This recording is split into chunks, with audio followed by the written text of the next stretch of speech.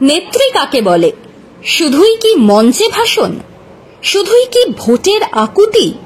শুধুই কি আন্দোলনের মুখ হওয়া?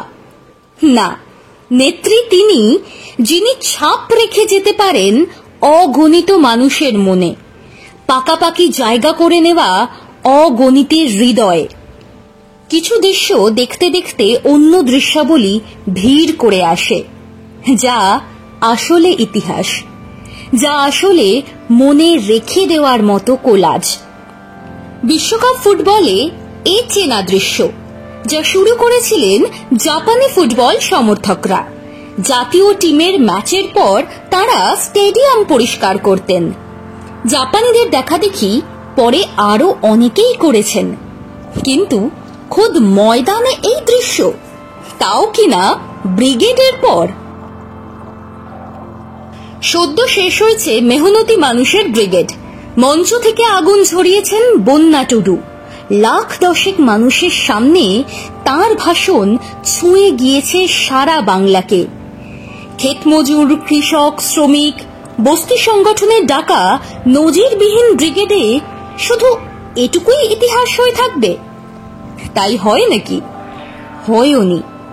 ব্রিগেডের পর দেখা গেল আর এক নজিরবিহীন দৃশ্য। এত বড় ব্রিগেডের বক্তা হিসেবে ছিলেন না তিনি, কিন্তু ব্রিগেড সামলেছেন। বন্যাহন আর মীনাক্ষী মুখার্জি দুজনেই ব্রিগেডের পর মিলে মিশে গেলেন। বামেদের এই দুই আগুনে নেত্রী ঝাঁটা হাতে নেমে পড়লেন ব্রিগেড পরিষ্কার করতে।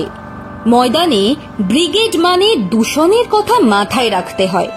মঞ্চ থেকে আবেদন রাখা যেতে পারত, দূর দূরান্ত থেকে যারা এসেছেন বামকর্মী সমর্থকরাই পরিষ্কার করে যেতে পারতেন ব্রিগেড ময়দান।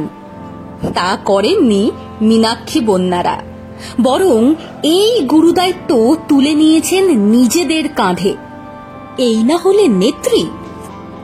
বন্যা বৃহত্তর আন্দোলনের ডাক দিয়েছেন খেটে খাওয়া মেহনতি মানুষদের উদ্দেশ্যে।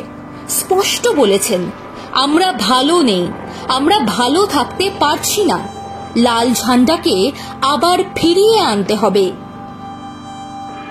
আর মঞ্চে না উঠেও মীনাক্ষী বলে দিয়েছেন, লড়াই শুরু হয়ে গেল।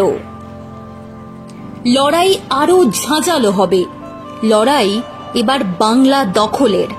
বন্যা আর মীনাক্ষী শুধু লড়াইয়ের কথা বলছেন না, ছাপ রেখে যাচ্ছেন মানুষের মনে চিরকালীন।